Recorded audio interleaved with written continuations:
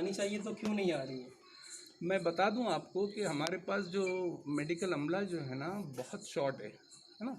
और वो बेचारे अपने में परेशान है, सुबह से रात तक जो है मरीज़ों को देखते रहे। आप समझ लो इस शहर इतना बड़ा है कि वहाँ पर जो पेशेंट का लोड इतना ज़्यादा है कि वो आप किस किस को यानी कि आप सेटिस्फाई कर सकते हो। आप हर शख्स को, मैं बता रहा हूँ, मैं अभी सुबह से लेकर 20-20 घंटा नॉन स्टॉप फ़ोन के ऊपर बात करता हूँ। गाड़ी चलाता है ड्राइवर और मुस्तकिल फ़ोन के ऊपर बात करते रहता हूँ, यानी इतने मसाइल हैं लोगों के। तो वो डॉक्टर्स भी बेचारे कोशिश कर रहे हैं, आपको उनके साथ कोऑपरेट करना चाहिए। और अचानक से पुलिस की सख्ती बढ़ गई है और आवाम उसको फिर भी समझने के लिए तैयार नहीं है। नहीं, पुलिस की सख्ती तो इसलिए बढ़ रही है कि अगर नहीं करेंगे तो हमारे लोग जो हैं ज़रा सा लाइटली लेते हैं, तो उसकी वजह से और मज़ीद नुकसान ना हो इसके लिए पुलिस को ऑर्डर दिया गया है कि आप सख्ती बरतिए, है ना। लास्ट में जो है शहर मालेगांव के लिए आप क्या अपील करना चाहेंगे? मालेगांव के लोगों से मैं एक अपील करना चाहूँगा कि देखिए, आज सुबह मैंने जब उठा तो इतनी खुशी हुई कि आपको मैं बता नहीं सकता। मैं उसे नींद में, यानी कि मेरे बाल उलझे थे, मैं सोचा कि एक वीडियो बना के आप लोगों को भेज दूं, क्योंकि डॉक्टर महाले का मुझे फ़ोन आया कि 15 निगेटिव है मालेगांव के सैंपल्स, लेकिन किसी वजह से नहीं करा। फिर दोपहर में फ़ोन आता है कि 30 निगेटिव आ गए, यानी 45 हो गए। फिर फ़ोन आता है कि एक और निगेटिव आ गया, 46 हो गए।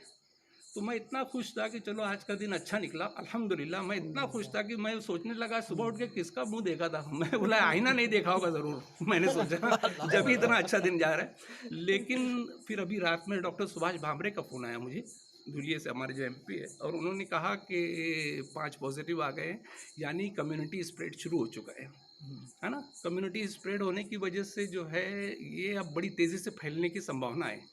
तो अब जो है लोगों को बहुत एहतियात करना चाहिए, और एहतियात यानी कि जो केसेस हो चुके हैं इन्फेक्टेड, जो आइसोलेट, उनको आइसोलेट करना बहुत ज़रूरी है।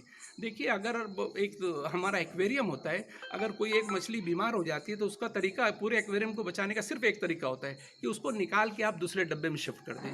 उसको भी ज़िंदा रखना है हमें, उसको भी पालना है, लेकिन उसे दूसरे डब्बे में डाला जाता है, तब पूरा एक्वेरियम भी बचता है और वो मछली भी बच जाती है। लेकिन आप उस मछली को अगर एक्वेरियम से नहीं निकालोगे तो तमाम मछलियाँ बीमार हो जाएगी और पूरा एक्वेरियम ख़त्म हो सकता है। अब आप समझ लो कि पूरा शहर एक एक्वेरियम है, और जो डोर टू डोर जो हमारे हेल्थ वर्कर जा रहे हैं, जो आपको आइसोलेट करना चाहते हैं, वो उस बीमार मछली की निशानदेही करके उसको अलग रखना चाहते हैं। हम उनको मारना नहीं चाहते, उन्हें भी बचाना है और पूरी समाज को बचाना है। ठीक है।